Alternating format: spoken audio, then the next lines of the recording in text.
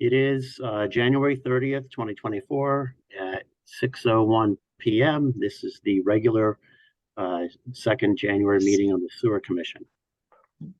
My name is John Reynolds. I'm the chairman of the Sewer Commission. And let's see, Bill, I should have asked you if you have a flag that you can hold up.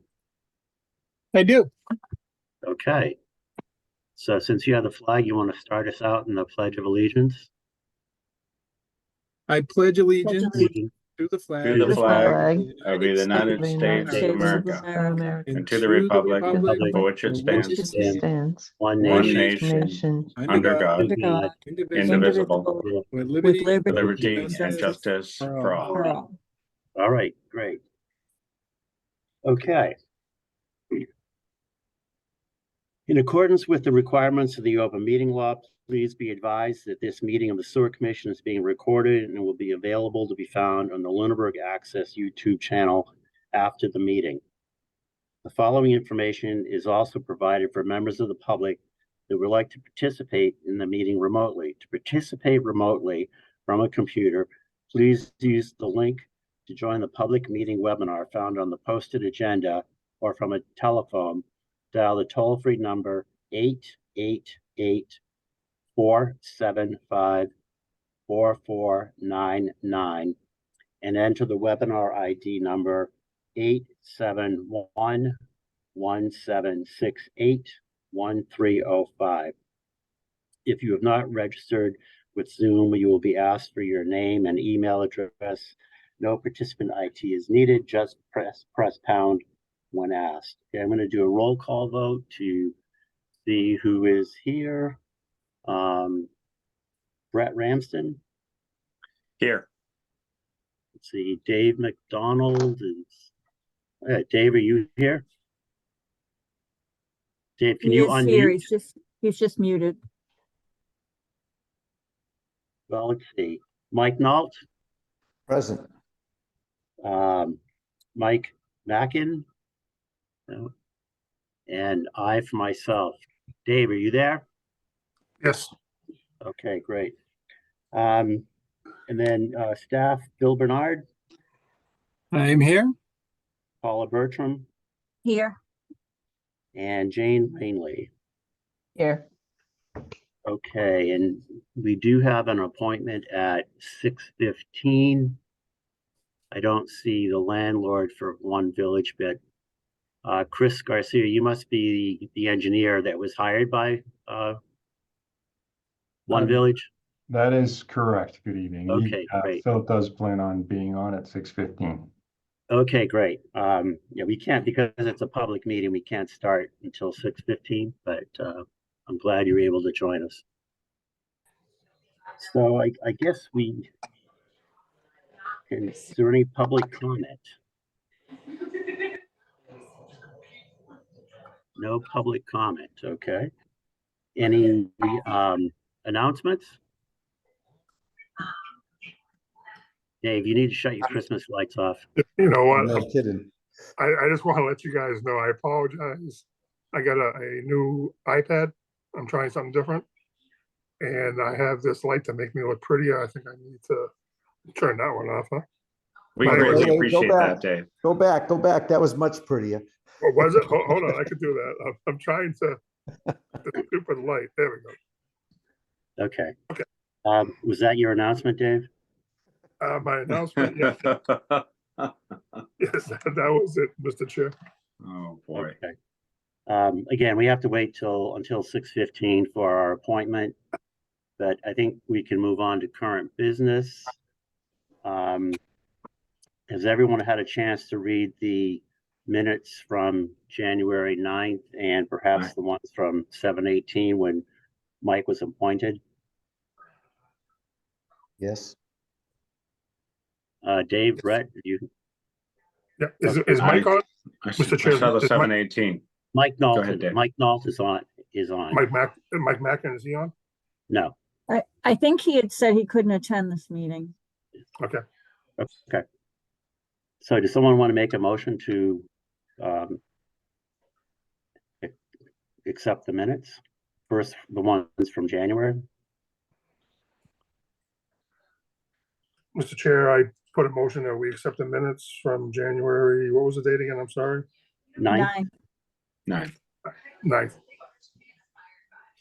Okay, does anyone want to I'll second? second that motion. Okay, any Mr. further Chairman. discussion? Any further discussion on those? Seeing none, take a roll call vote. Mike Nault, Aye. Brett Ramson, Aye. Dave McDonald, Aye. and I for myself. The minutes from January 9th are accepted. All right, does anyone want to make a motion for the minutes from July 18th when Mike Mackin was appointed? Can we just say that? No, that was the January 9th. Second one. Oh, okay. July 18th. 2023. I will make a motion to accept the meetings from July 18th, 2023. Any seconds? I'll second that motion. Okay, any further discussion? Seeing none, we'll do a roll call vote. Mike Nault, Aye. Brett Ramson, Aye. Dave McDonald. Aye. I for myself. The minutes from the July 18th, 2023 meeting are accepted. Okay, the next item on the agenda, which we won't get too far into, but is the IMA. So anyone who was there, if they want to update the rest of us, Mr. Chair, I recommend, what time's our appointment? 6:15? 6:15. So we don't have a lot of time, but I think I would love to hear Paula's view of it. I just want to say Paula worked real hard on the negotiation as well. And I want to thank Mike, and we had a pretty good team. But I just don't know if you want to, I think Paula, can you explain everything in 5 minutes? no, I don't Probably think you can not. do it in 5 minutes. No, But probably not. Maybe we could, Mr. Chairman, maybe we could jump down to warrant articles and annual report, because I think that will be quick. sure. So warrant articles, the warrant is currently open till early March, so I will plan on submitting the normal budget articles that we typically do. However, if there are any specific articles that the commission would also like to consider, that's something we need to talk about in the next couple of meetings so that I can put something together. I don't know if there's anything on the horizon that you guys want to put on. Okay. Well, when did you say they're open until? I thought I had it, but I don't. I think it's early March. I think it was March 11th, I want to say, somewhere I early. think it's either the 11th or the 14th. I can't remember which. Okay. So I don't know if there are any changes to the regulations or any changes, to any of our processes that you wanted to talk about in the next couple of meetings. Yeah, I I can- don't see anything, but I don't know if one of you Yeah. guys do. I can't think of anything we've discussed in the past year that would require an article, but other than the Okay. usual ones. What about what we talked about today with the deferral for town meeting, the budgets from Leominster? No. I'm sorry? What about what we talked about today with Leominster in regards to the budget for a town meeting? Does that have anything to do with anything? No. That's their side of it, right? Yeah, no, Yeah. that's just wording within the IMA to make sure that our calendar works for our annual meeting, but it doesn't require an article. Yeah, I don't see any changes, Mr. Chair. Okay. When is the presentation to the Finance Committee, though? Is that coming up? Bill, do you know? Yeah. Bill, do you know? I'll have to look up the date. I do know it. Give me a minute, I'll find it. By the way, Bill, while you're looking at that, in today's negotiations with Leominster, they gave you a nice compliment about the roads in Lunenburg. So thank you very much for what you do. It is being noticed.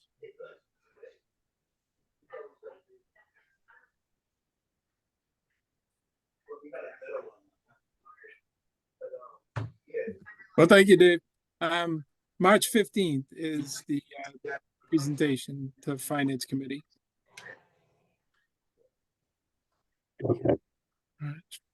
All right, well, Paula, And- maybe you and I can meet and modify last year's presentation to reflect this Well, year. I think the key though is we have to figure out where we're going with Oh, the rate increase and the budget and absolutely, absolutely. So- I didn't mean to imply prior to that. yeah, I did look at the presentation from last year and I think there's quite a few changes. I want to talk more about our capital planning and our existing operation. And Yep. so there are a number of changes that I want to make. Mhm, mhm. Because I did look at what we did last year. Right. Okay. We have, And go ahead. one quick thing, annual report. I plan to sort of mimic the ones from previous years with the statistics and also information about our operation. This is for fiscal 23. The departure of Barb. And I just wanted to see if there are any highlights that you guys want to include in the annual report. And if so, if you can kind of send me a blurb of what you'd like to include and I'll put Okay. something together for review. When is the deadline to get that done, Paula? That's done in February. So most likely we'll have to do it by email. Okay. Can you send out last year's, Mr. Chair? Yep. Okay. I think in the past several years, Jane has been very helpful in writing the annual report, if I'm not wrong there, Jane. I think she's signaling something. Yes. Okay. I couldn't Oh, so find- you I'm on my- typically, Yeah, so but Jane, you that's typically do okay. that? I'm doing minutes for Conservation Commission that I'm really behind, so Okay. be my Wow. guest. Wow, good for you. Jane, in the past several years, has been very helpful in writing that. So, Paula, Yeah, I Jane, could use the help, so that would be great. is that okay with you, Jane? Okay, you want me to? Just All put right. conservation on hold. Well, it might just, Jane, we could even do it during your time that you're in the office. Yeah. Well, just, if you have input from other people. Yeah, just okay. Let me know. Okay. Well, the two of you can talk about it offline. Okay. Okay. I have 6:14 and a half here, so I think we could probably start our appointment. Is our other guest here for the appointment? I'm not seeing Philip on the screen. Not yet, Mr. Chair.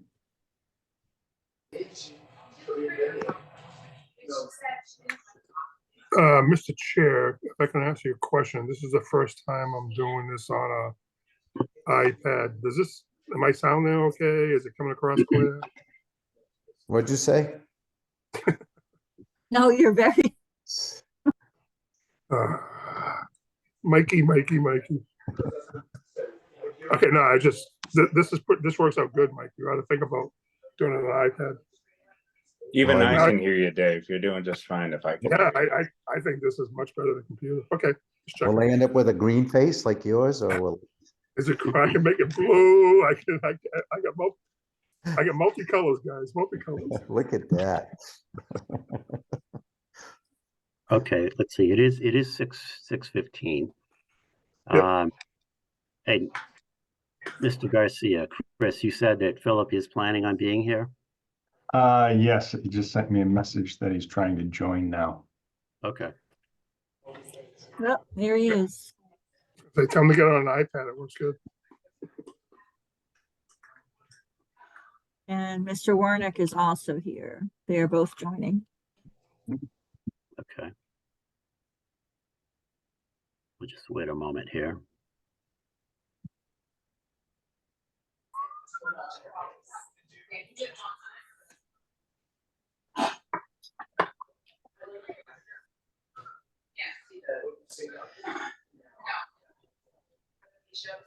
They are both here, Mr. Chair.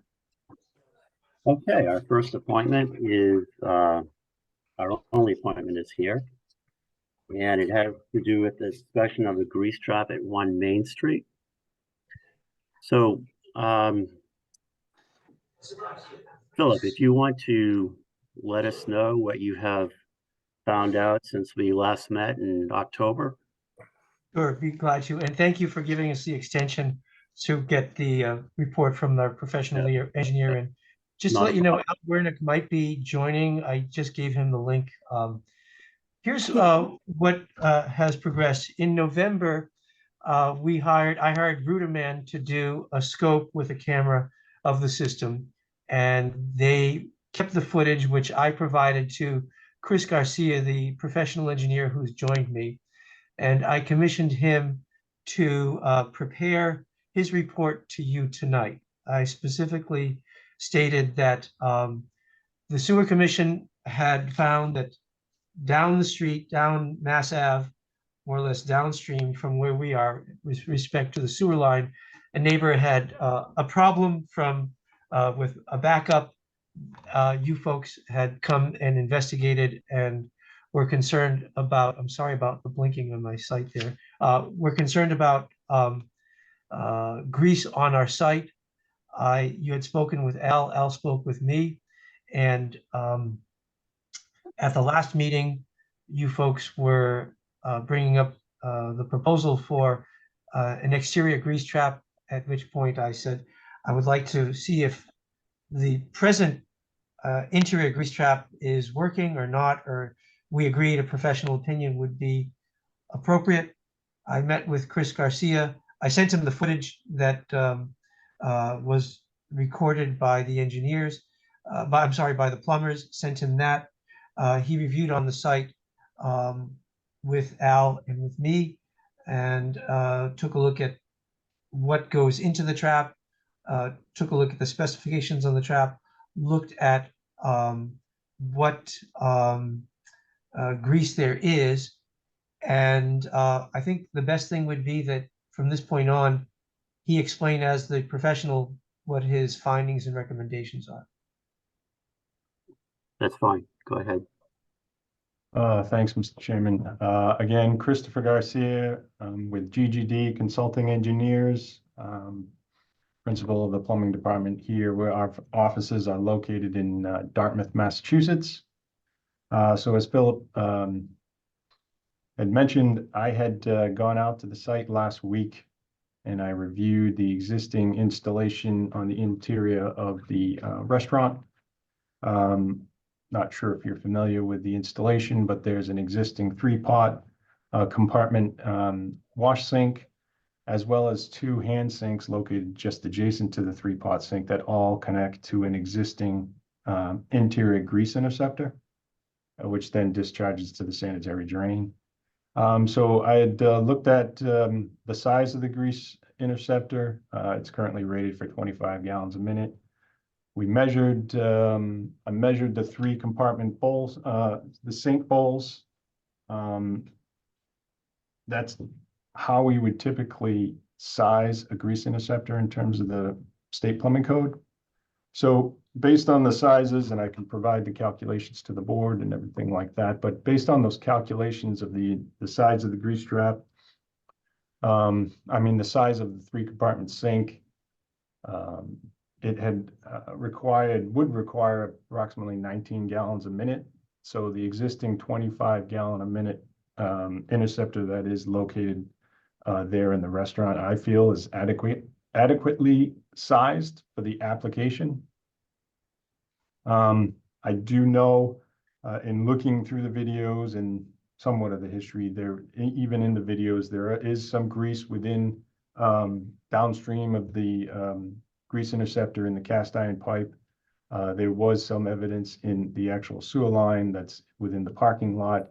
But in my opinion, it didn't seem like an excessive amount of grease within the pipes. That interceptor was installed in the middle of 2016. It is a cast iron trap, a metal trap. So I did also, the owner, Mr. Warnick has, his logs. The logs are all, seem to be in line. He had logs that dated back to 2020. The trap had been serviced and cleaned every 3 months apparently, on the logs, and it, you know, there wasn't excessive solids or fog that was taken out of the traps at each one of those depths were all monitored. So in my opinion, I do think the trap is working as it should. That being said, I did make a recommendation to the owner, you know, based on the age of that, and there is some notes in the logs about rust on the interior of the trap, that the trap should be replaced with a new trap of similar size, which is adequate for the application. So I do think, you know, with those old style traps, they do have a tendency to rust. The baffles rust and can then start letting the grease through. So I did make that recommendation. Also with the history, I think moving forward, I did also make a recommendation that the owner should probably monitor, you know, with maybe 6 months, every 6 months, video inspect the downstream sewer lines to make sure that that the trap is operating properly. You know, continue to maintain and monitor the trap every 3 months, but also, you know, video inspect the line to confirm that it's in working order, so that in the future, you know, we can be certain that it's operating properly. Okay. That was just a brief, and Phil said I had created a memo, and I can forward that to the board with the recommendation I made to Philip, but. Okay. Any questions or comments from the sewer commission? Yeah, Mr. Chair, I have a few. Alan, you there? He walked away. I'm sure he'll be back. When did Alan take possession of the space? Do we know? I could check the lease information here. I believe the date that you had, Chris, for the trap about aligns when he was moving in there, because Yeah, I believe it was June 2016 is when that trap was installed. yeah, that sounds about right, but Al's gonna tell us more when he's back. Yeah, I would be, hey Al, how you doing? Sorry, I had to leave. I'm shorthanded. I'm kind of running between. I apologize. When did you take possession of that space? The turnover date, 2015. 2015? Yes, that's when we started the renovation. So, and I'm sorry, the engineer's name again, what was your name? I'm sorry. Christopher Garcia. Hey, Chris, thank you for getting involved and helping us try to solve this. So have you ever seen a grease trap from 2015 rot out so fast in your experience? I'm not sure that it's rotted out in this case, but those types of traps that we used to use in the past, those kind of metal traps, can rot out pretty quickly. What I am recommending they install is a new fiberglass unit. Yes, I agree with that. Lifetime warranty. That's much better in terms of corrosion. So the question I got for you, sorry. Have you looked at the outside recommendation for an outside grease trap, which is warranted in this situation because of the amount of grease that comes out of that space?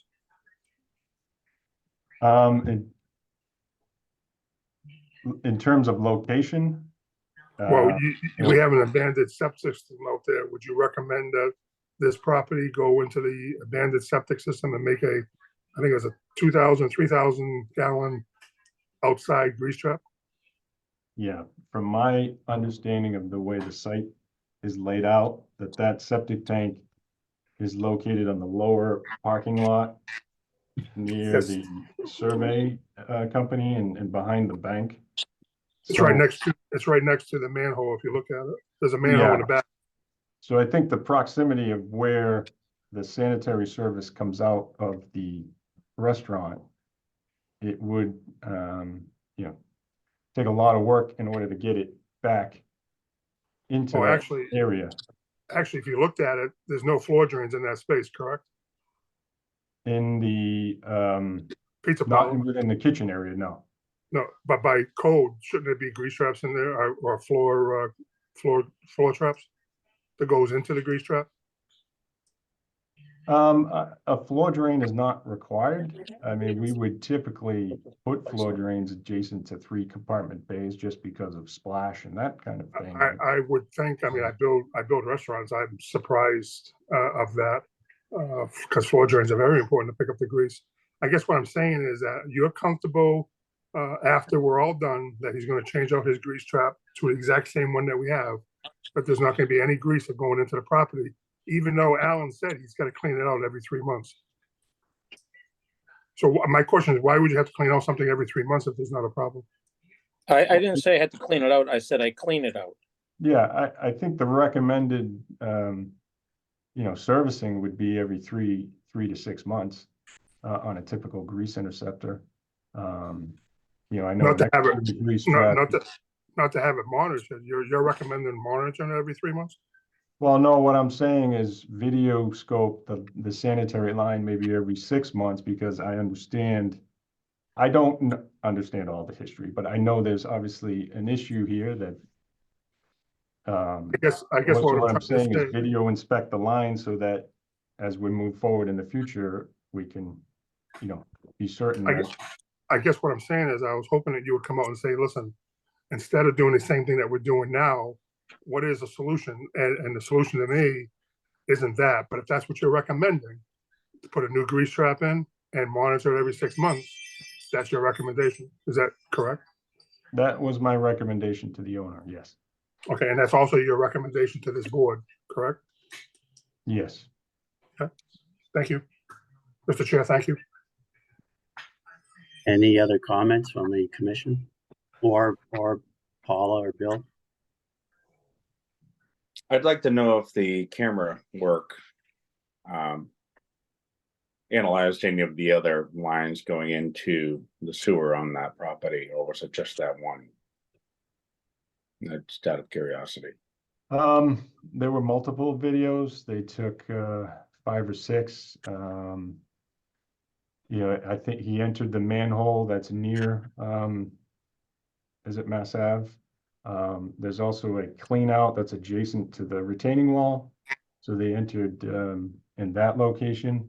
I think he entered the manhole and went back up the sewer towards the bank and the back of the property where I think the old septic tank is. So I think they scoped a lot of the existing lines on the property. And you found grease downstream from the grease trap, but not in any other lines. Is that correct? Or is that a correct? Yeah, yes, it is. Yeah, Statement. there was evidence of grease in the water was flowing. There weren't any blockages, but you could see on the side walls that there was evidence of grease downstream. Yep.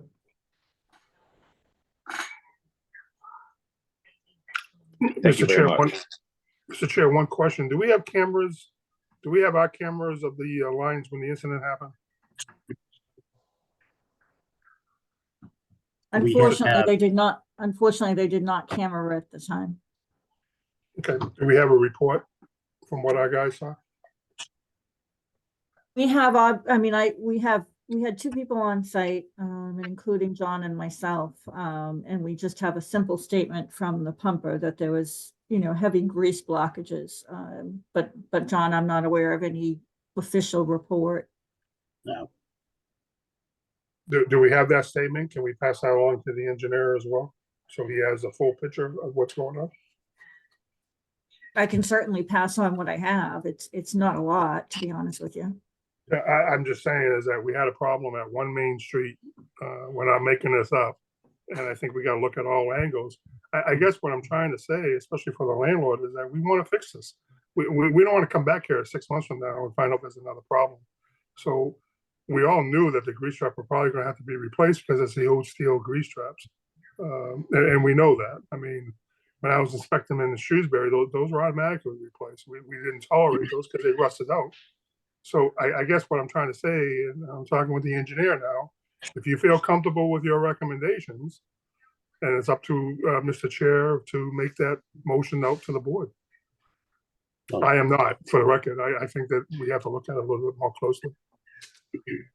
Okay, Christopher, just so you know a little bit of the history, originally the post office was in that building, and then it was converted to a pizzeria. Mhm. And in 2015, there was concern of the commission at that point in time about grease in the line that goes from that manhole over by the bank out to the last manhole on the property before it goes to the street. That was cambered in 2015, Mhm. and there was no evidence of grease in that line based on that cammering in 2015. Yet a year ago, we ended up with a backup, a grease backup on the street. I mean, there were grease logs in the manhole, and it's just, you know, we don't know where else that grease would have come from, because there's no other restaurants hooked up to the sewer line at that point. So, I mean, that just so you have the whole history of why we're so concerned about grease. And I will also add that the Mass 2 pump station, our technician has noted heavy amounts of grease in that wet well. Right.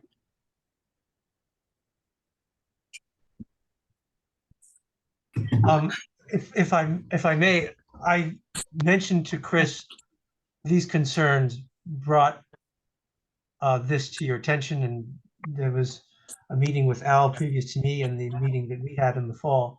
And I explained, you folks are doing what I would expect sewer commission in town would do. And that is why I am relying on a professional rather than Al's record that he's reporting on his own. I do believe if there were these components, a new grease trap. Well, we've seen that the engineering, the model of the grease trap for the use is appropriate. We're seeing that the lifespan of this grease trap is it's old now and it will be replaced soon, per the report by Chris, and I'm sure the sewer commission will endorse that. And as an extra step, 2 extra steps, if the sewer commission would like Al to present, you know, his 3-month report of cleaning the trap, well, we can add that. And then we will camera this every 6 months and jet out what we see every 6 months on the sewer line that's on our property. So I believe we've got sort of the professional calculations, specifications, and the things we can do to be in advance of things building up. And hopefully with both of these and the new grease trap in place, things won't get out of hand. Mr. Chair, if I could, real Sure. quick. Philip, I want to thank you. We're not here to, we're here to help you. We're here to help you, but most of all, we're here to follow with our DEP guidelines as far as fog going into a system. And that affects the whole town. And nobody's better than the whole town. The whole town is what we're trying to defend. So whatever we can do to help you, I think is, and I appreciate you coming and hiring your engineer and talking about this, but we're not here to say, this is what we want. We're here to try to find a solution. You took the attitude, which I highly recommended you did, and I'm highly glad you did, to hire an engineer to come out and tell us. And that's serious. When an engineer tells us something, I hope he's talking from fact, and I hope he's telling this commission not what it wants to hear, but what it's going to happen. And I have confidence in that. And I think the board will have to take that in consideration. But I got to thank you for taking it to the next level and that is to solve the problem. That's all we want to do, is to solve this problem, because it could be expensive, not only for you, but for the town. So thank you for what you're doing. I appreciate it. Thank you, and I appreciate the professionalism and understanding, and I respect the board. And that's why we're here. Thank Okay. you. Any other comments from the board or the sewer department? I'd like to make a quick comment that, I mean, in my years on the commission, this is not the first with issues with grease there. So it worries me. I do like the idea of the new grease trap, but myself, at least for the first year, I would like to see multiple cameras just to make sure that the grease trap is doing what it's doing, because it does get expensive, you know, for the town when this happens. And, you know, I'm not saying, just saying, just so we can monitor it, see what's going on, have a better hands-on, that's all. Okay. Brett, anything else you want to add? No, I really don't have anything to add. Thank you, Mr. Chairman. Okay. Okay. Do we have any more questions for the engineer? Yeah, Mr. Chair, I have one.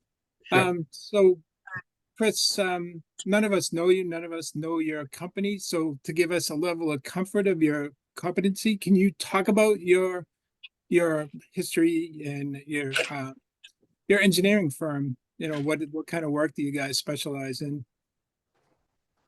Sure. Like I said, GGD Consulting Engineers, we're located here in Dartmouth, Mass. We've got, at this point, over 50 employees. Our company was started in 1973 by my father. I started working here full-time in 1995. I would say 90% of our business is public work within the state of Massachusetts, publicly bid projects, schools, municipal town halls, DPW buildings, libraries, that kind of design work. So I would say 90% of our work is mass public bid work. We do work, you know, in all projects in all of New England, but you know, that's kind of our focus: schools, town halls, libraries, police stations, fire stations. All right, thank you. Mr. Chair, if I could ask if he could send something to the DPW director as far as references, and we'd like to put you on our list for future work if necessary. Yes, absolutely. I will also obviously forward a copy of the report that I'm finishing for Philip. That we expected anyways. Yeah. Thank you. Okay. Now, do we want to see the report from Mr. Garcia before we take a vote on this? Do we want to vote on this tonight? Mr. Chair, I think the report's going to show exactly what we just talked about, to be honest with you. I mean, what do you guys think? I assume that's true. I assume that's true, yeah. Well, we can always ask Chris. Chris, is that true? That is true. It is a summary of what I just discussed. I Yeah. just haven't finished typing it off. Chris, off the record, well, I shouldn't say off the record, but Yeah, you're honest. Yeah, that's not good.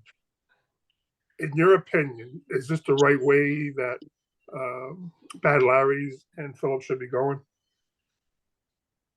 Yes, I think so. I think getting a proper trap that's going to last for a very long time, that's sized appropriately, is the proper approach. Mr. Chair, I don't have a problem with that. I think we put that on the record before. Just size properly is the underlying word here. Now, if you have a grease trap that's already sized properly but defective, then it's not sized properly. Mhm. So I think maybe let's give this 6 months to a year, see how the new grease trap works and readdress it. But, you know, I think Alan, I think you run a good business, Alan. We want you to succeed too. But we are leery. We just want to make sure everything's being done right. But you have our support. It's just now I'm I very need your glad. money. Hey, I love your chicken wings there, dude. A lot of grease, but I love your chicken wings. No, honestly, I'd like to continue with Philip and Chris here, and I'd like to actually oversize the trap, you know, to make it bigger than what we need, so that we don't have. I don't want to be sized just big enough. I'd like to be sized bigger, you know, and I'm willing to put in the plastic trap. I have one in Fitchburg that's 100 well, whatever they call it, 100 gallon at 50 gallon per minute flow or whatever it is. And I don't have any problems with it. And I'm very familiar with the trap itself. So if we can fit it in there, if we can manage to get it into the system, I'd like to use one basically twice the size of this to mitigate some of this problem, you know, so that we have a win-win for all of us. I don't want to be sized just enough. I want to be sized big enough that, you know, we don't have these issues. No, And I then appreciate continue it. with the same program of cleaning it out weekly, because we've been scooping grease or whatever out weekly so that it's not going through. So we pop the top every week now, and we take whatever fog we can and we throw it outside into the grease pit. So it's, you know, just being even more proactive to the system, you know? I mean, I want to go along and get along. I don't ever want to have to be, you know, facing you guys again unless it's for food. You know, I think it's really Alan, easy. I like to just make it easy. You know, I just want to help out. Alan, I would strongly suggest you listen to Chris. Sometimes size doesn't matter. If you go too big on a grease trap, you're going to create another problem. I think he would be telling you that. I think size properly and maintain properly is the best way to go. And Chris, I hope you agree with what I just said. But Yes, I agree. you know, I mean, you can go bigger, but sometimes that creates a bigger problem too. Mhm. So, but Alan, I love your chicken wings, man. Thank you. We'll keep up the good work. They're fried, you know. We use grease. Just kidding. Okay, it sounds like everyone's on the same page here. So, it's a matter of making a motion. You, Mr. Chair, I can do that. Quick. okay, now just when in your motion, you know, it's about, it needs to say something about an internal grease trap designed as specified by the engineering company, and probably add something in there about the frequency of inspections that was discussed. Yep. Not to put words in your mouth. Go ahead. Mr. Chair, Mr. Chair, I would also add the recommendation is to camera, you know, every 6 months. The frequency the commission can determine, but I would hope that that video would be forwarded to the sewer department. Okay, Dave, you have all the criteria. Go for it. Mr. Chair, I recommend that we accept the engineer's recommendation of installing a new grease trap, plastic, or and delete the better one that's there now. I also recommend that after 6 months that we have cameraing done, and a copy of that camera will be sent to the commission for review. I also recommend that after 1 year, we evaluate to see if there's any more situations from this property. And I also recommend that we have another meeting 6 months from now to update with the engineer of the status of the existing grease trap, the new existing grease trap. Okay, Jane, do you have that? That's what the video's for. Okay, 'Cause Oh, no, did I I get don't that? type that fast. and you're Oh, saying did we that, get everything? Dave, and you're Yeah. saying Yes, in the form of a motion. I look for a motion to blah, blah, blah, blah, blah. you make a motion. I make a motion, and Jane, that's what cameras are for. Okay. Does someone want to second that?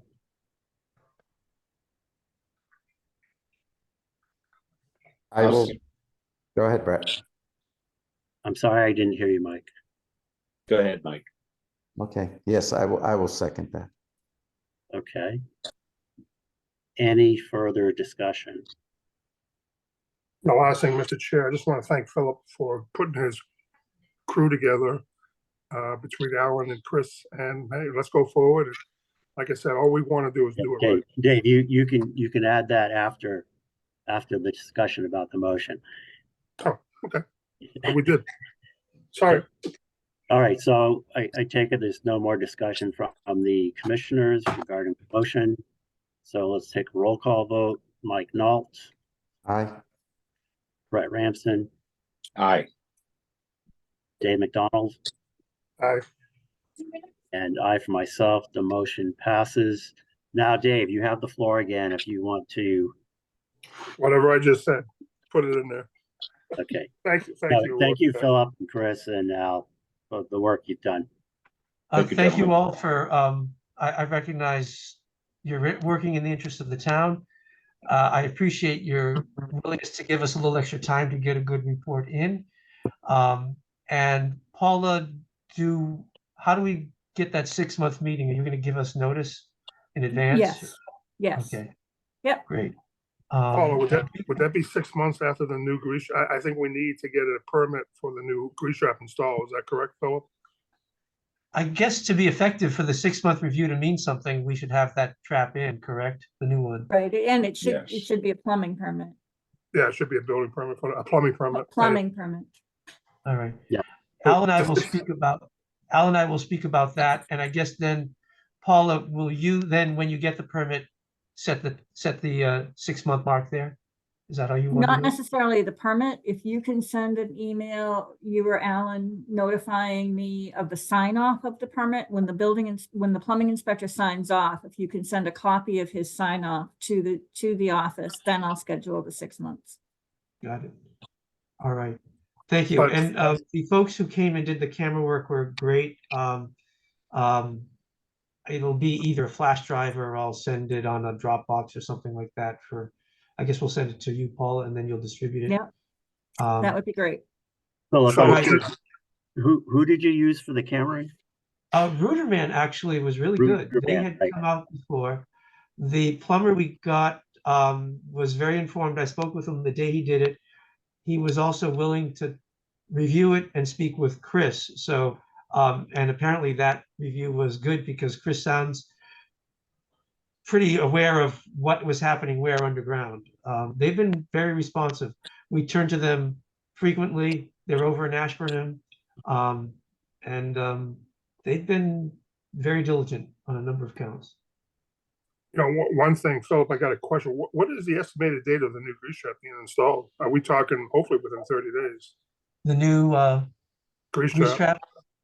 Al, what do you see? Because Al's got a, Once we get it sized, I have to find out, you know, what the proper size is, without going oversized, Mike, thank you, you know, and we'll, figure it out. And then from there, it's just a matter of getting a plumber who can do it. And that's a wild card because I don't know any plumbers, so I'm gonna have to find somebody unless Philip has someone, you know. I mean, other than that, I'm on line right now as we're talking, looking at grease interceptors, you know, ready to purchase. So, I mean, it's a matter of just, once they tell me what size I need, we'll buy it, get it installed ASAP. I mean, I want to get this moving, you know? So the question I have is, are you going with Chris's recommendation for the size of the grease trap? That's what he was hired for. Right, exactly. I'm just looking at prices right now for sticker shock, you know, to see what they cost and what size, you know. So basically, if the one that we have, Chris and I had talked about, was adequate, you know, so I want to just wait for him to tell me what I need for size, and we'll go from there. Okay, all right. Just keep Paula well informed. certainly. Okay. Thank you all. Okay. Appreciate it. Thank you. Thank you. Thank you. Good night. Thank you. I guess.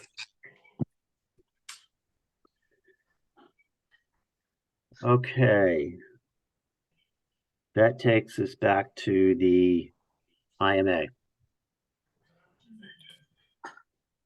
And Mr. Chair, I'd recommend we let Paula discuss what she did. She did a good job. She did. Well, I thought one of you guys would take it, but okay. So the team met with the representatives from Leominster today. And as you all know, the major changes we were looking for in the agreement were relative to providing service to Lunenburg for a set amount of regular maintenance and then assistance in emergency situations. Unfortunately, Leominster is not able to provide that service. They talked about the fact that their equipment is constantly in use. They have a camera that's in use 4.5 out of the 5 days. That takes two people to operate. They have a Vector truck that's in use every day. So they really don't have availability to provide those services. So they were not amenable to keeping those sections in. I don't know if you want to talk about it section by section.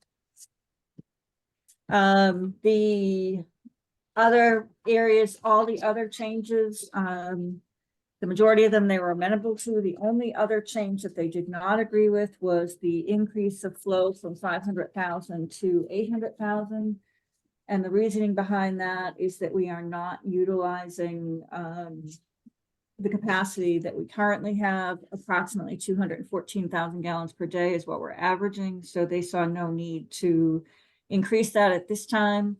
However, there is language in the IMA to discuss it should Lunenburg want more in the future, that Lunenburg could request the ability to increase flows.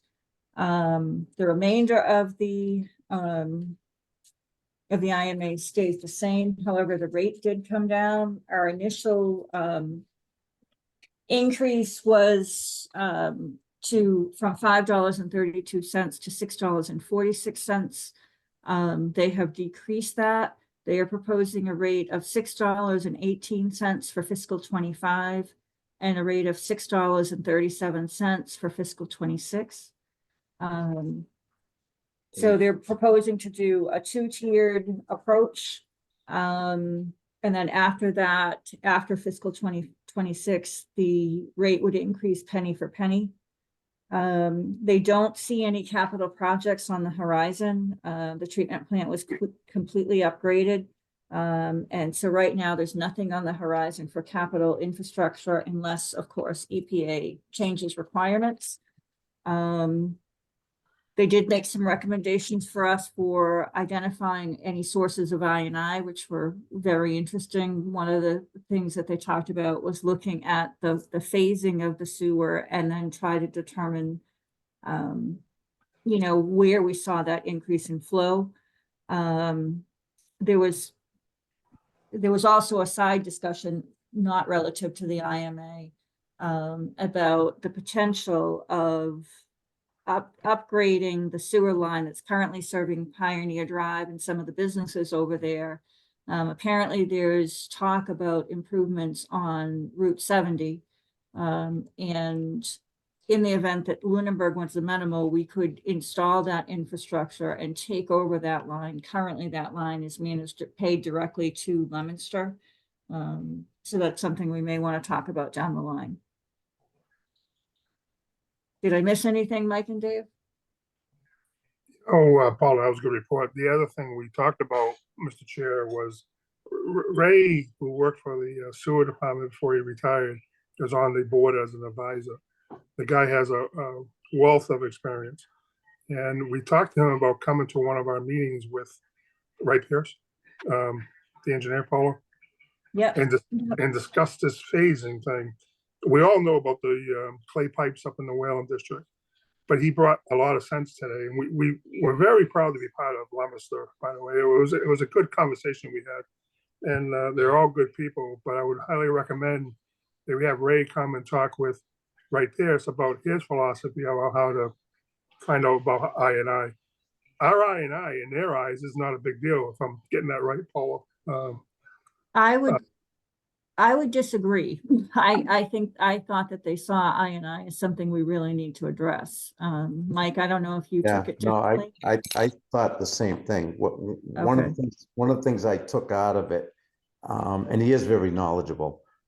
He said a system our size that we should be, our flow should be around 170 is where it's. Not 214. Right, and he says that's pointing to, there is a lot of I going on somewhere. It's, But I guess what I'm saying is he didn't say it was up in the Whalen District, which I'm surprised. He thought it was in other areas.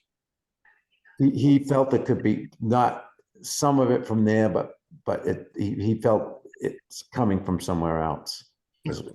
And gave us some really good ideas to start looking for it. I mean, I thought Leominster was very nice in the way we presented everything and they presented to us, but that's my opinion. I've always said when we walk away from these meetings is that we should attempt to sit down with them at least once a year, because we always walk away with and just how they're doing their grants, how they're doing a bunch of things, you know, and they're willing to share with us. So it's, you know, could do nothing but save us money in the future. Paul, I don't know what I got out of this, but was there a lot of opportunities for grant money too? That's something I have to talk to you guys about tonight Okay. under my report.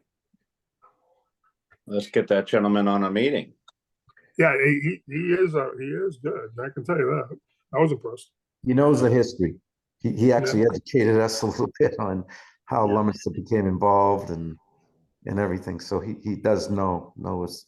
I think for the years there's been some discussion about meeting with him, but let's make sure it happens in the not too distant future. And I think they deal with Wright Pierce too, don't they, Paul? Didn't Ray Yes. say? Yeah. Yes, they do. And it's Okay. Roger. It's Roger. Not. Are you talking about Ray or Roger? Ray, I'm sorry, Ray. The one who had all the stories about the history was Roger Brooks. Roger Brooks. Yeah, I keep calling him Ray. His name's Ray. Okay. Okay. All right. Well, it sounds like you had a good meeting. Now, Paula, would you be able to make the changes to the IMA and send it out to the group? Because we obviously need to vote on this.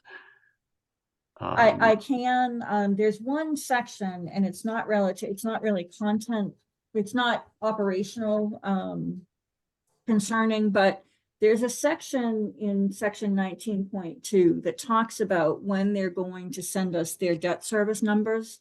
And the town manager was there and she had concerns about fiscal year versus calendar year. And the wording that we came up with was that Leominster will provide their forecasted debt service by in January for payment by July 30th. So that way it will work with our fiscal year, so that we can be prepared with those debt service numbers in our budgeting in May. So he was going to work on that wording. So as soon as I get that wording from him, I will make any additional changes and send it out. Okay, and then well, hopefully that would be ready available for our next meeting, so we could take He said just a couple days. Yeah. Okay. All right. Well, then we'll make sure this is on the agenda for the next meeting to take a vote. Mm-hmm. Yep. Okay. Any other discussion about the IMA? No, except it was good to hear that the Leominster took everything into consideration. There should be no surprises with special projects. The waste station is up to par. I felt very comfortable when we left. And they understood the concerns we have for our residents too. So that was what brought up to one of the points. Okay, good. Okay, the next three items on the agenda all have to do with money. Capital planning, the FY25 budget, and the rate increase. And Paul has done a lot of good work on this, and she has sent out some good spreadsheets and some tools to stimulate some spending and rate increases. Has everyone had a chance to take a really good look at those? I have not. Yeah, neither have I. Ditto. So, Okay, so can go I ahead. offer a suggestion, Mr. Chairman? I think this is a big enough subject that we really need to sit together and put it on a screen and have a workshop, I agree. because we and really that- need I to mean, get our budget done. I agree, and I'm hoping that at least a quorum is amenable to that. So you guys want to give your thoughts on that? Whatever you need, Yes, sir. Mr. Chair. Yeah, and I'm good also, yeah. So, Mr. I Chair, if should be I able could to make it. kind of run through the various spreadsheets, if that's okay? Yes, if you want to share your screen Yeah, as you're running through them, that'd be great. okay, so I put together these worksheets, which are all linked. And so if you look at our, this is just a very broad overview of the proposed budget. Hopefully you can see it. I'm gonna make it a little bit smaller. Can you guys see it or not see it here? We can see it. I'm good, yeah. Hold on Oops. 1 second. I don't have my mouse, so I'm a little bit handicapped. So the summary just goes over our proposed revenue based on the increases from Leominster and Fitchburg, and our expenses. And all of this data comes from our, there's a worksheet in here called 5-year forecast. And that worksheet basically pulls all of the information from the other spreadsheets to get these totals. And what I've done is, in capital planning, Robert Lilly and I sat together and went through the capital planning worksheet and really tried to figure out what we think we need over the next 5 years. And bottom line is that we're looking at about 95 to 100,000 a year for the next several years. So the issue that we have is to incorporate those capital needs, which is really updating the pumps is the majority of the funding, and the generators. We need to incorporate that into our budget over the next few years. So if you take a look at the rate increase worksheet, and I have sent this out to everybody, and I've changed the rates here to look at fiscal 25 at the 16.17%, which is what Leominster is proposing, and then an additional 3% the following year. And over on the right of this worksheet, I've put together the number of residential units that we have, the number of commercial properties that we have, and you can see that in fiscal 24, our rate is $13.66. Using that information from the previous spreadsheets for Fitchburg and Leominster, you can figure out what kind of rate increase we would be looking at. And I initially put in a 12% for fiscal 25. If we lower that, then all of the other spreadsheets will change. So right now with a 12% increase, which is high, so the average residential home would go from $233 a quarter to $261 a quarter. But if you look at our 5-year forecast, using those numbers, and this is why I want to have a workshop, is because I think we really need to play with these numbers and see what we can come up with. By building in the capital needs and then going down to the bottom of the spreadsheet, you can see that in this year, we drew 419,718 from retained earnings. And I'm proposing in fiscal 25, with that rate increase, if we decrease that rate increase, this number would be larger, would be pulling from retained earnings 134,000, following year 97. And when we finally get to fiscal 29, we're actually putting money into retained earnings because we won't be looking at those capital structural costs because we would have upgraded the plants. But one thing that's new to the table on this is I found out from Bill this morning that the Green Energies Task Force was looking at potential projects. And one of those projects is a grant for sewer pumps. The price on the sewer pumps is much higher than we thought. Robert thinks that the pumps at Dana Street are going to be $40,000 a piece. And he thinks the same for Lemonster Road and Mass One. And they are in need of upgrading. When we did the pump station visits, that is one of the things that Robert talked about, is that they are very old, and showing signs of starting to have issues, and new pumps would be much more efficient. And because they would be much more efficient, and especially from an energy perspective, there is grant money available. And Bill, I don't know if you want to expand on that.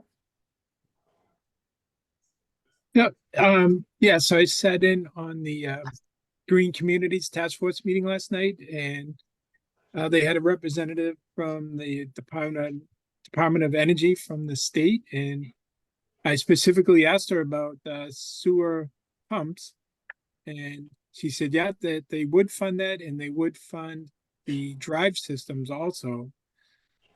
So need to do a little bit of homework on that to make sure it does actually fit into the grant program. But if it does, it sounds like the task force is on board with us, applying for that in April and see where it goes from there. That's great news. Yeah. Right. So if we were to get grant funding and we were to move up some of these pump replacements, that would cut our capital costs significantly. So therefore, the potential rate increase would drop significantly. So unfortunately, it's an unknown right now and we have to get our budget done actually pretty quickly. I would say absolutely by the middle of February. So that's the concern I have is, do we cut those numbers in anticipation of a grant, or do we leave the numbers where they are? So that's something that we need to talk about in the workshop. And I think sitting down and going through all of the costs and looking at the different numbers and seeing how they work and what we need to do makes sense.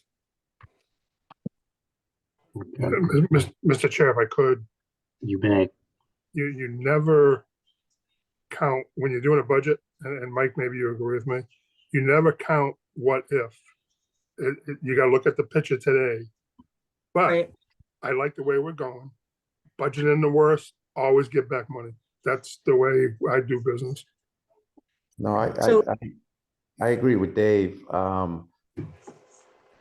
As much as nobody wants to give an increase, I think we're due. I think it has to happen because it's going to start affecting the bottom line. And if these grants do line up, great. But they're not going to cure all. There's still going to be Right. that have to be done. So, So just go to back talk to to- the rate increase. I agree. But just to talk about the fund balances, because I know that's been a question in everyone's mind, and just so that everyone's clear, I have changed the way we do the budget. It doesn't make sense to me to draw money from the sewer reserve capital and then to put money back.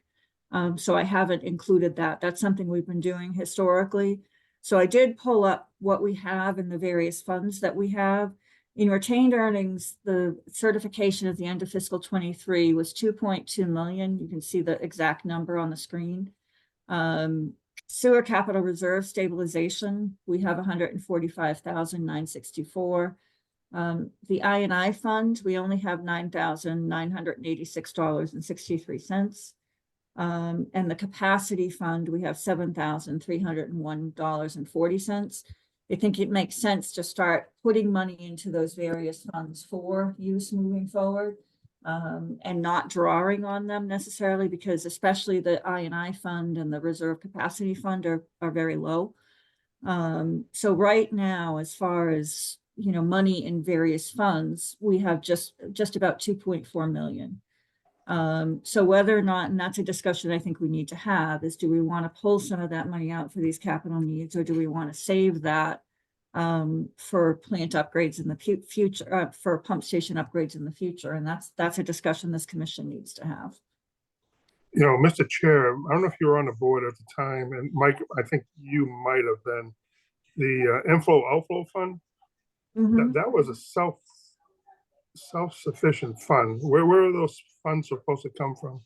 Paula, So do you know?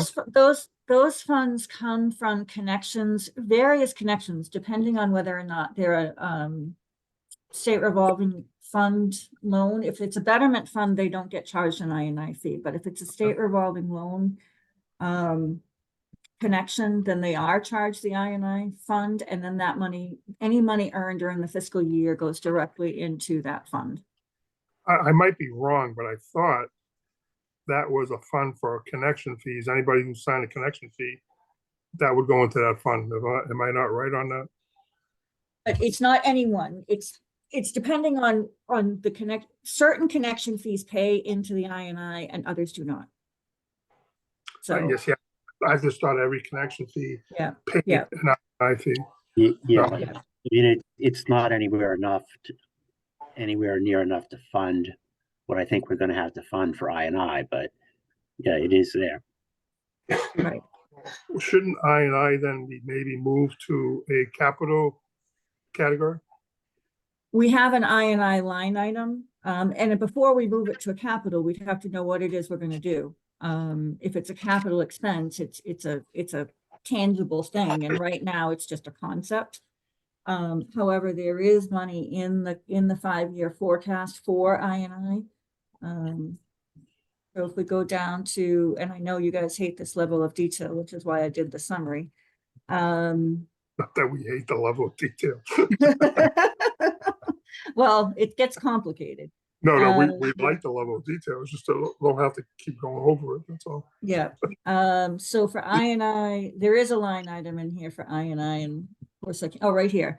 So $10,000 is what we have annually. And then I adjusted for inflation, and in these worksheets, there's various inflation rates, and they're very low right now. They're 3% or 5%, depending on the item. So we probably want to up that. And again, this is something we can go through in detail when we can see it on a screen and kind of play with the numbers.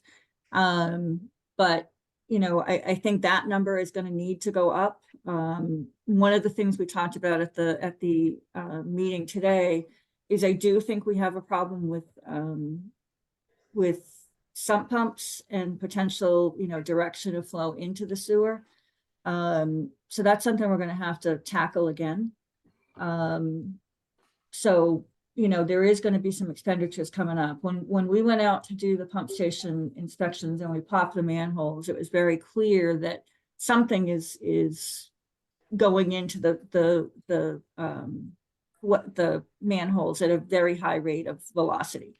Yeah, it was a pulsating flow. Right, which seems to indicate sump pumps.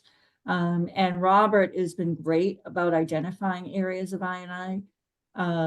So I think, having another meeting with him in the near future for his recommendations would be a very good idea. Because he's really looking at the I&I numbers, and he's requested that I forward all the flow reports to him so that he can really try to get a handle on where we're having issues and where to focus. So, if I can make a suggestion, Mr. Chair, in business, the way I normally do it, usually when you do your budgets, you try to sit down with a team. And I'm just going to throw this out there. I recommend maybe you and Mike Mackin sit down with Paula maybe once and go over this budget.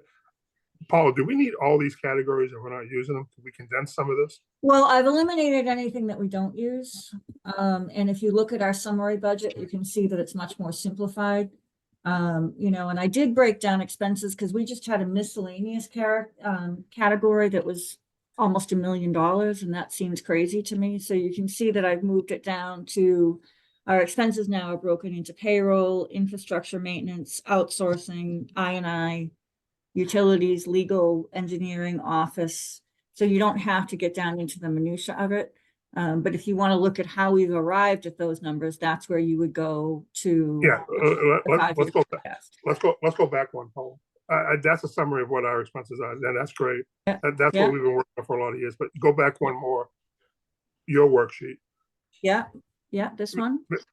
Yes, Mr. Chair, I'm just saying it would be nice if maybe you and Mike sit down with Paula and just go through this and maybe combine some of these and see what we're doing. Because I was on the understanding that the I&I was every connection, a portion of that went to I&I. And Mike, do you remember that meeting? Or were you on the board? I don't think I was on the board then.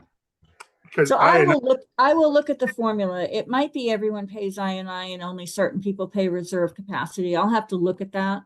But it's a very small amount of money. So for example, this past year, I think it was $1,800. It's not a lot of money. If we're not seeing a big influx of connections right now, Yes. that's where you would make the money. But the same thing with, like, if you look at, where is our capital funding right now in your budget, Paula? It is capital expense, is here. It's this, any item that's highlighted comes from another worksheet. And you can see that, you know, I've built those numbers based on the capital worksheet that I just talked about. So those numbers pull from that other worksheet, but capital expense, which is basically equipment upgrades, for our pump stations, those are in the capital line item. Well, And we also have the capital expenditures that Mike worked real hard on, as far as giving money to Rob. John, you know what I'm talking about? So that would feed the maintenance program. You mean when we gave them 100,000 or 120,000 for Yes. maintenance? to who? I'm very confused. When we set Well, up the capital, no, go ahead, John. When Rob Alber was here, Mhm. we came up with it was either $100,000 or $120,000 for maintenance, and pretty much said to him, you know, go work on the maintenance based on the plan that Wright Pierce had put together. Mhm. But I think we talked about it this at the last meeting, Dave. And Paul, I think you were going to see if you could find that money, because we Well, definitely that money- didn't spend it. But That money has been being pulled from every year, and that's what Right. I'm trying to avoid, is if you look at our capital reserve stabilization, there's money going in and money going out every year, if you look at Right. prior years. And Yeah, right now, that's that fund balance right now is $145,964. Yeah, that makes sense. Okay, so we have 145,000, and Mike, that's what we set it up for. Do you remember when you did that? Yes. But the question is, how much of that do you want to draw? I mean, we could draw the fund down, but there's no no. money going into it. So that's the question. Yeah, but every year we're supposed to fund that, and that would be up to the DPW director to pick the funds from the report, or the what do you call it, the maintenance guidelines that we have. So if, for example, Bill wants to line Whalen Road or camera it, that's the money it would come out of. Mike, is that right, what we're talking about? Yeah, that was part of the intent. That was- But how much do you want to contribute per year? Well, I think we talked about funding that 50,000 a year. John, do you remember that meeting? I know- think so. Okay, so I don't have that in the budget right now, so that's gonna up our budget number, but I can certainly do that. Because I wasn't part of those conversations, but we can certainly add a line item there to put money into the capital reserve stabilization. In better words, you and Bill need money to run projects. We recognize that when the capital reserve stabilization was set up, it was made for whatever you need to make sure that our sewer division is running properly, especially if you don't have to go borrow money, you can pull it out of the stabilization fund.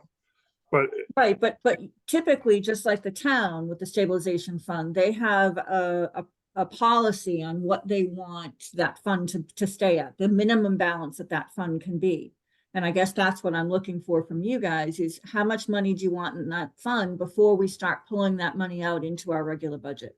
I don't think we ever set that up, Paula. Well, we didn't operate the way the town did. And I know your Yeah. experience with the town has that, and your recommendations would be helpful. But I know when we released the money to Rob, say, here you go, I think we released $100,000 and kept the rest, John, if you remember right. Here's $100,000. So when you say release, I want to be clear, the budget, any drawing from this fund would have to be done through town meeting. So it would have to be incorporated into our budget because it has to be voted on at town meeting. So it's not like Bill and I can just say, okay, we're going to pull 10 grand from the reserve stabilization. We can't do that. It has to be built into our budget. I think we need to sit down and go through that then, because the way we thought it was set up, was, here's the maintenance plan, here's $100,000 to fund that plan. Keep $50,000 in reserve. Yeah, that's not the way, Bill, maybe I'm wrong, but my understanding is we have to present the budget, and any drawing from any fund or any money going into a fund has to be voted on at town meeting. Yeah, I agree. Paula, can you go to your FY25 summary budget? Yeah, And then row 15, what is that, the line we're talking about? Infrastructure maintenance? yes, but I'm pulling that from infrastructure maintenance. I'm pulling from our income. I'm not pulling it out of that budget. Because 145,000 to me doesn't seem like a lot of money because of the 10 pump stations that we have. Personally, I would want that fund to grow. And that's the question that I have for you guys is, if we pull 47,000 from it this year, we're going to have less than 100. It doesn't make sense to pull 47 and then put 100 back. That doesn't make sense to me. Right, we're just moving money around for the sake of Right, moving money right. around. And that's what you've been doing in the past. Right, Well, what we tried to do when Mike came up with the plan for capital expenditures was for this reason, that if you needed $50,000 for a pump that broke or whatever, there you go. It comes out of capital expenditure. And that's not possible unless you put that in your budget and it's voting on at town meeting. All right, so I think, John, that's what I'm trying to talk about. Maybe we need a clarification, because the intent of the budget was to take pressure off of our operations to handle, there's money there in case you want a camera online or you have an emergency at a generator. That's what capital expenditure is all about. That would all have to be part of the budget. part of the budget. And that's voted on at town meeting. All right, so I think So we if gotta we look at wanted that. to, if we wanted to draw from capital reserve, that would be in our budget, and it would also be a special article to pull money from capital reserve stabilization. Anytime you pull money from a stabilization fund, it has to be voted. So it's not like a money that we can just get. Yeah, I mean, I know it's getting kind of late, you want to hash this to death, but I think the intent of the capital expenditure was to do exactly that. If you have a situation where you have to fix something right away, for example, if a pump breaks tomorrow and it costs us $60,000 to fix, where does that money come from? It comes from our capital maintenance line item, which right now for next year, I'm proposing to be 95,000. It would come from that money. It Oh, wouldn't come that- from the fund unless we pulled money, unless we had that in our budget and transferred that money through the town meeting process into our budget. I think maybe we should reverse those numbers and put the 148 down into the capital expenditures and make the outsourcing pump station generators the 148. You need cash in the business to handle any problems as it comes along. Which is what we're doing, is the infrastructure maintenance is the $50,000, the 47.6 is money that's available for us to, if something breaks, if something needs to be replaced, a panel goes, that's the money that we would use for that. So there's about $50,000 there.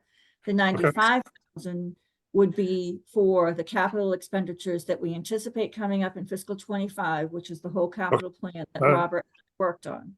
So you're bringing it up, 95 and 47 is close to the 150 mark, right? Is that correct? Right, but I'm leaving the 145 alone. Okay. I'm not pulling from that. All right, I think that we're all trying to reach the same end point here. We just have to know how to do it the right way. I think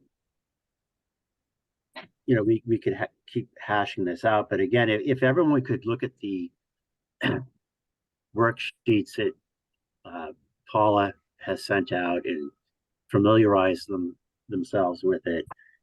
And then, as we talked about, having a special meeting just to go over the budget, which is really going to happen pretty soon. Yes. Like, I don't know what everyone's availability is for next week, but next week, if possible. If not, it shouldn't be any later than the following week. Mr. Chair, I think the goal here was to try to give freedom to Paula and Bill if there's a problem, don't worry about going to town meeting. We have our own mini capital expenditure to handle that. But that's not possible. So, I mean, it is possible to set up a stabilization fund similar to what other boards have done, is that they put an article forward that an expense up to X amount can be drawn from the stabilization fund. I think other departments have done something like that. So Maybe that might be possible. But again, that would have to be approved by town meeting. It's not something Bill and I can just draw on. It's something to look at. Okay, but Mike, am I mistaken? That was the intent when we did this. That Yeah, was, that was the intent, without a doubt. At the same, I think that was the intent and it was well intended, but I think Paula's done a pretty good job of saying, no, I showing agree. how you Recognize- sure, can't just do it. Right. So, Well, Mr. Chair, maybe we found our article for this year that we need to put together. Yeah, there you go. Good one, Brett. there you go. I can talk to the town manager, and the town accountant and try to work through this and present something to you guys, but I do think it's really important, as John said, that we meet as soon as possible and have a workshop and use a screen and kind of go through and play with these numbers and figure out what you guys want to do. Our main goal to do this, Paula, was to help you and in this case, Bill, to expedite problems in the system and do your jobs. I mean, No, I hate, you know, I I'm just- absolutely understand that, but, and I've Yeah. tried to put together a budget that will give us the money to do that. You know, I think this is a larger budget than we've ever had. And we're putting more money in capital than we have in many, many years. Yep. And that capital forecast goes out 5 years. After that, I do anticipate the capital costs dropping down, but I don't know what our operational costs are going to look like in 5 years. But you know, that's what this budget does, is it gives us the money and the flexibility to do what we need to do, but in a reasonable way. In my opinion, if we only have $145,000 in capital reserve, it doesn't make sense to me to tap into that at this point in time. When we have something like, you know, $250,000 and we have a $250,000 expenditure, then I would think it would make sense. That's just my rationale. It's sort of our Well, safe. You also got to look at line item number 22 and line item number 15. You add those together, we're at the same point. So I think we're talking apples and apples here. Right, but we're just pulling it from our operating and leaving our capital alone Yep. right now. No, this is good. This is a good discussion. Okay, this is good. Okay, so let's talk about when we can have this workshop. Now, he's trying to do it next week too soon. I'm going to be traveling, but you don't need me, Mr. Chair. I think maybe a little subcommittee could do this just as fine. My opinion. Listen, I agree with everything that you guys are saying, but everything that was put in was for a reason, to make our business grow and be more efficient. That's what it was. That's the bottom line. But I So- think, yeah, I think somebody should get together with Paul and Bill, just go over the budget and then have a meeting with everything and go over it again. I think we all know what you're doing, Paula. I love what you did here as far as the presentation. I Mhm. also love the work you did on the detailed numbers, and you need those detailed numbers to explain why you got this. And Right. so I think this is great. I just thought that over the period of a few years, I think Mike would hopefully agree with me that we were led to believe that when we worked hard to get the capitalization funding in because it wasn't there, it was made to help you, not us. And You. it does, and it will. I mean, it absolutely will. The other question is, do you want to draw, you've got 2.2 million in retained earnings. Do you want to pull some of that out to offset some of these capital costs? Now, those are the kind of discussions we have. And I understand what you're saying about a subcommittee, but my issue is if the subcommittee comes up with something and then we basically rehash the whole thing again as a whole committee, we haven't saved a lot of time. I think you look at our board and say, listen, I trust if John came to me and said, Dave, this is what we should do, I would go with John. 99.9% of the time. if Brett came to me and said, this is what we recommend, because you're working it, same thing Mike and I just did with the IMA, either be good or bad, you take the recommendations and you run with it. And that's called trust. And you got to have trust sometimes in business. And I do trust John and Mike and Brett. And so, I mean, that's up to you. But, you know, even you, Paula, if you said to us as a board, say, hey, I recommend this, odds are we're going to go with what you say, unless you come up with a certain reason. The same thing with Bill. I mean, you know, we value everyone's opinion. So that's just my thought. And I absolutely understand what you're saying, but the fundamental questions of how much what is the minimum balance you want in capital reserve? What's the minimum balance you want in retained earnings?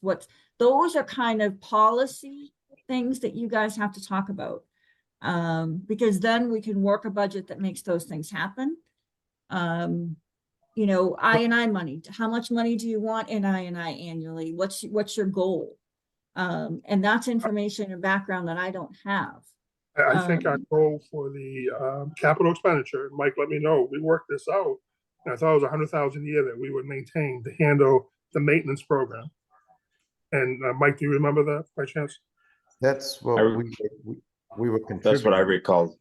Yeah. Right. That's what I recall as well.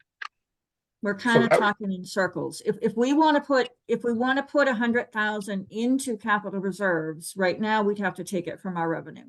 If you're saying we want to spend 100,000 on capital every year, then that's what this budget does. Okay. So that's kind of my question. Let me give you a quick scenario.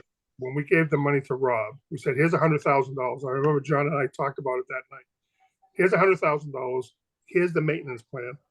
Come back to us with a recommendation, your budget, what you're going to use of that $100,000. Now, obviously, you didn't do that whole $100,000 the first year. I think you used $30,000, $40,000 between a pump and a lot of camera, if I remember right, John. So at the end of the year, he only used X amount of money of that capital expenditure. At the end of the year, we replenish that back up to $100,000 to go on for the next year. I don't think that's the case, John, Dave. I think what happened is you put line items in from your budget using that $100,000. Then at the end of the year, unless there's a move to transfer money back into the capital reserve stabilization fund, it went to retained earnings. And if I look at the history of retained earnings, there are, and that's what it looks like, is any money that's what happens, is any money that's left over at the end of the year goes into retained earnings, unless we specify it should go into another fund. And you know what, Paula, I bet you're 100% right, because we weren't watching the store when that was happening. I think we're kind of running around in circles here. I do like the idea of having a workshop with the entire board. But obviously, Dave, you're not in agreement with that. So let me hear from the rest of the board. I think we have acquired a lot of knowledge tonight. And if we take a look at these spreadsheets that Paula did on her own for a little bit, and then all get together, I think it would be the best way to go. Send me the dates. We'll be there. I'll be there. What's And that?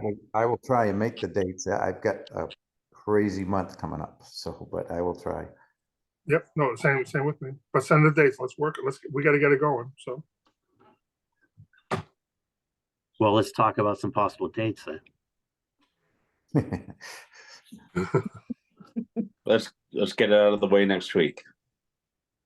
Snowmobiling. What's that, Mike? I said snowmobiling.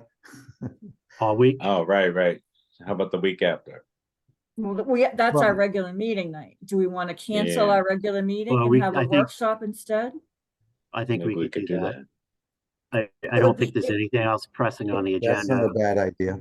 I like It would that. be very helpful to do it in person, I think. Do you want to have a meeting at the DPW? I agree. John, what are your thoughts? I think it makes sense to forecast this on the wall and go through the whole exercise of playing with numbers and having a face-to-face discussion. I'll bring coffee. Popcorn. John, what are your thoughts? I think, yes, absolutely face to face. The DPW is probably the best place to do it. Absolutely. So why don't we plan for the next, we'll cancel the next regular meeting and make it a budget workshop? Yep. And do you want to keep it at 6 o'clock? Yes, to me. I mean, 6 o'clock's fine with me. 6:30. Sure. You know, 7:30 is my bedtime, so. Do we want to do earlier? It might be better No, to do 5:30, 5 o'clock. I'm okay with earlier, but I don't know about everybody else. You know, if you plan it for 5:30, I don't know. I'll be honest with you. I'm just so Okay, so busy. 6 o'clock is All right, your, so we'll do it 6 o'clock. okay. Just keep it Right. at 6. Okay, Should it Sounds like a plan. clarify February 13th? February 13th, 6 o'clock budget workshop, no regular meeting. correct. And Bill, can you make sure that the owl works? I think it does, right? Yeah, it's been Well- working. Yeah. Well, the owl won't, we won't videotape this one. If it's a workshop, we don't need to, unless you Right. want to. I would do it. I would not unless we have to. I would not either. I don't give a hoot. I want to be able to be open and honest, so let's not record it. Just kidding, of course. Just kidding. I think we're gonna be getting into minutia of things and going back and forth, and I no, just you think got it, There I could be think- some 4-letter words used. well, and I think trying to do a Zoom meeting at the same time as me trying to run things and making sure, I just not sure it's gonna work. No, Bill, what are again, your thoughts? Yeah, it's probably better not to record it. that would be my preference unless for some reason we have to, so. Yeah, Uh, unless we had it at the town hall with a CD, nobody's gonna be able to see the screen anyway, because it's gonna be Right. on a screen. I just thought we had to. No, there's no law against it. No, No. a workshop is a workshop. It's not a public meeting. The public can certainly come. So But do we it's a take workshop. minutes though? Of it? I don't know. I don't think so, but that's something I'll also check with the town manager. Dave, Jane Shouldn't- needs a night off. Shouldn't have to be. No, I just a All right, quiet group of people getting together, working something out. we're all set on that. Let's move on. Thank you for all your input. That takes us down to the business manager report. So update on system maintenance and upgrades. We're still waiting for prices on the pumps for Dana Street and Lemons and Mass One. As I said, I think they're gonna be much more expensive than we thought. There was a clog again on Lemonster Road. And it was again rags in the pump. So, you know, miscellaneous foreign objects in the system continues to be a big problem. But other than that, I don't have any more updates from Robert. You know, when we talk about the budget and go through capital planning, you'll see more of the upgrades that we're planning both this year and next year. Billing software issues, the saga continues. We still have issues with our billing.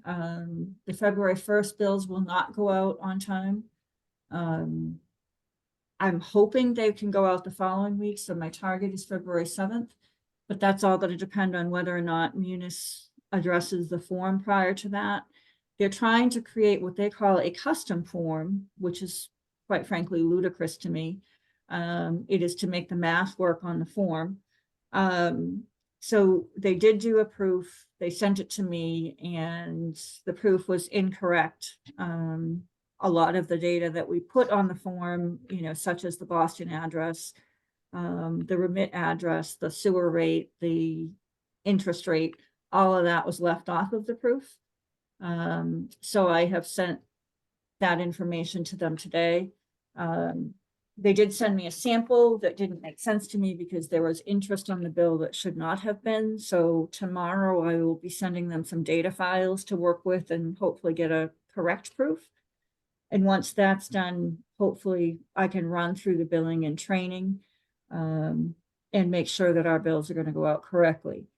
On this subject, we did talk about the chair and I have talked about doing a public announcement, just informing people of the status of the situation, and I forwarded that to the town manager. And there were some changes, and so, Mr. Chair, if you want to take it from there. Sure. I thought Paula's draft was great.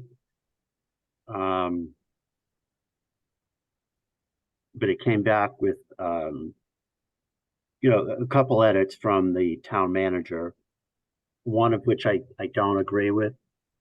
And it's, you know, this is a sewer department issue, a sewer invoicing issue. And one of the things that the town manager added was, I'll read the first couple sentences. In October of 2023, the town of Lunenburg financial software was upgraded. That's fine. Unfortunately, this upgraded affected some of the data that is used to create sewer bills. The used to create sewer bills was added by Heather, which that part I think is okay. But then it says, this did not impact real estate or personal property tax bill information. To me, sounds as though the sewer department, the sewer commission is making a statement that the tax bills are not affected. And I don't think that's something that, I just don't think that should be in there as a statement about the sewer invoices. But the rest of it was okay. And she had, Heather added a sentence at the end that says, "Thank you for your patience while you work to resolve these issues with the software company." I think that line is fine. I'm just concerned about saying something about the impact on real estate or property tax bills. I think the email, did the email go out to all the commissioners? I don't know if you had a chance to read it. I did. I sent it this Okay. afternoon. Yeah, we read it. So I think it's important.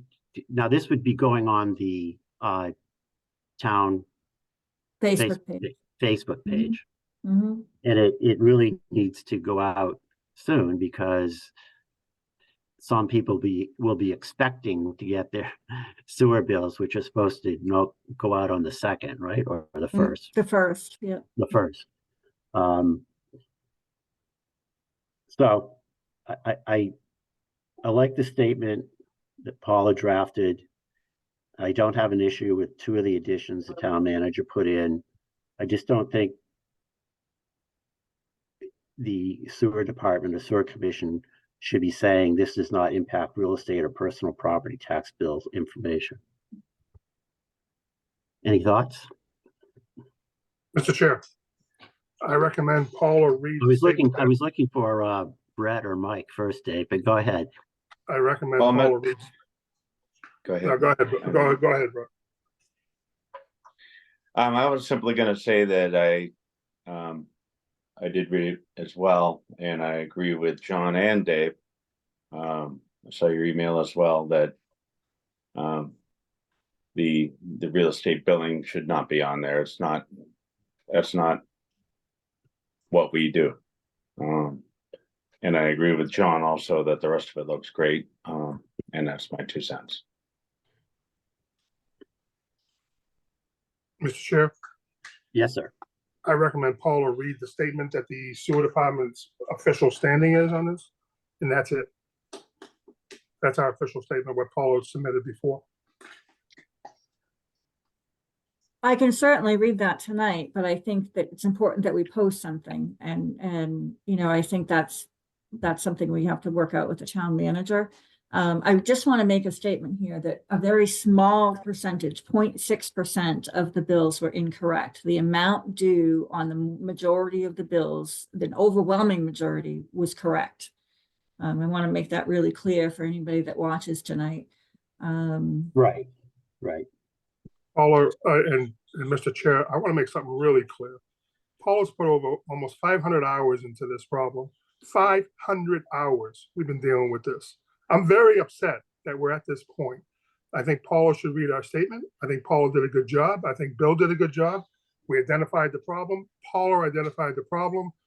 It came out. We want to be honest with our customers. End of story. I think this political stuff is for the birds.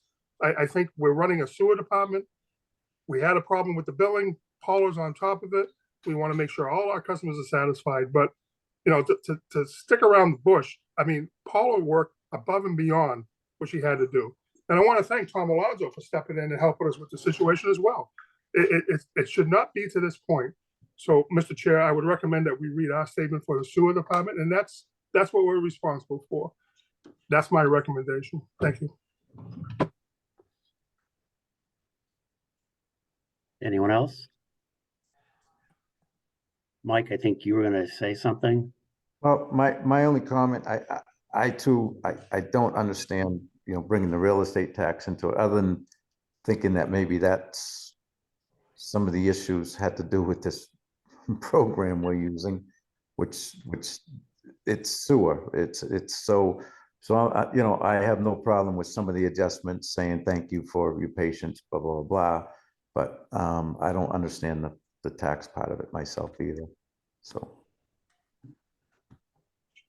I mean, we all know, everybody has been following the real estate taxes, but that has absolutely nothing to do with us. Okay. So am I reading what I came up with or am I not? I'm sorry, Paula, what? Did you guys want me to read with what I came up with or not? Sure. Sure. Okay. In October of 2023, the town of Lunenburg's financial software was upgraded. Unfortunately, this upgrade affected the sewer billing process. Problems with the software are still being addressed. Therefore, the third quarter sewer bill, which would normally be mailed on February 1st, will be late. It is anticipated that bills will be mailed February 7th, 2024. The second quarter sewer bills, which were mailed November 2nd, 2023, omitted some language on the bill. Additionally, the math was not accurate on some accounts with a credit or an outstanding balance. However, the amount due was correct. A very small percentage of bills, 0.6%, were overbilled, and those accounts will be given a credit on their February bill. That's fine. Go for it.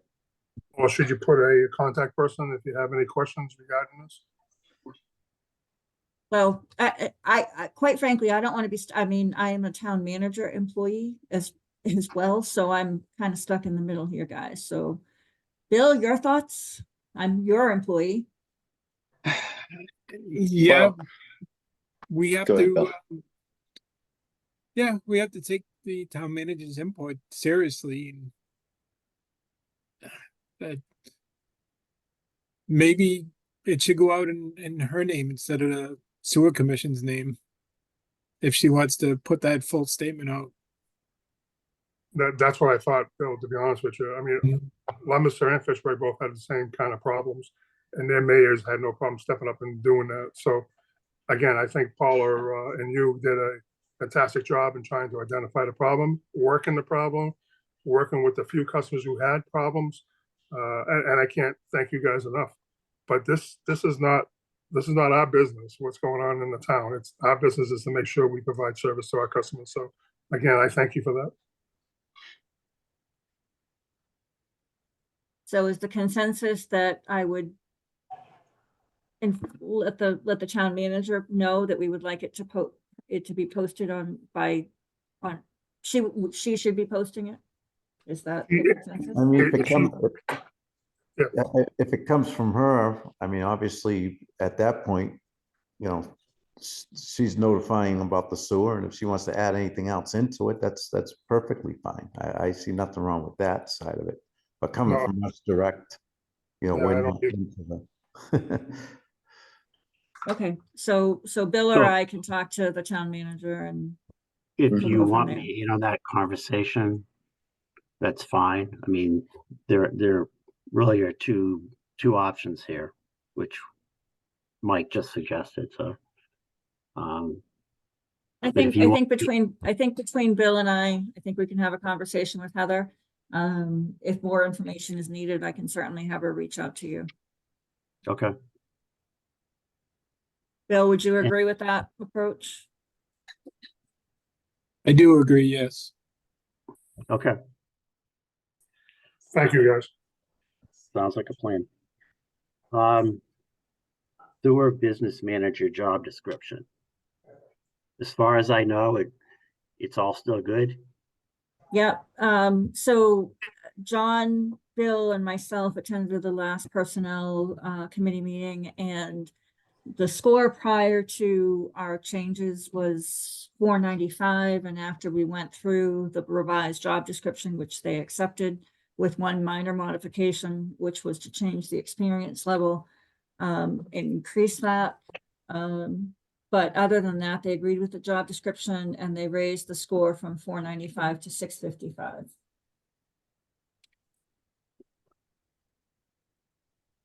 Well, that's a good improvement. Yeah, I Paul, think, are you comfortable with that? I was gonna say, I that would am. be my question. am. yeah. I am.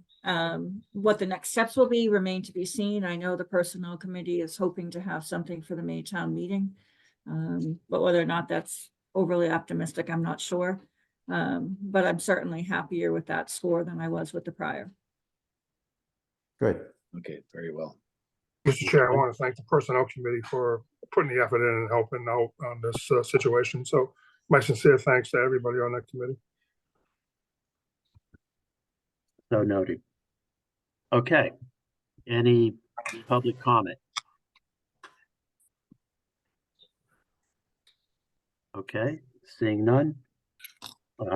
Upcoming meetings, we agreed that on February 13th at 6, we'll have a workshop, budget workshop at the DPW in person. And we've got a regular scheduled meeting for February 27th, March 12th, and March 26th. So with that, does anyone want to make a motion to adjourn the meeting? Mr. Chair, I'll make a motion to adjourn the meeting. Anyone want to second that? No? Okay, I will second that motion at 7:53. okay. Sorry, my second meeting, guys. Any discussion regarding that? No? Okay, Mike Knoll, take Aye. a look. And Brett, Aye. Dave, Mr. Chair, quick question. If you get a chance, buy the Lions Club calendar. It starts February 1st. You should have a chance, $10 a chance, and it's 30 days of stuff. And I agree. Dave, we've already passed public comment. I know that was an advertising. Okay. You didn't vote, Dave. Yeah, I said, I agree. Yes. Okay, and I for myself, the meeting is closed. I hope I didn't keep you all up too late. All right, good night, Bloomberg. everybody. Thank you, guys. Good job today, Paula. Thanks, Bill. Thanks. Thank you, everyone. Right. Bye.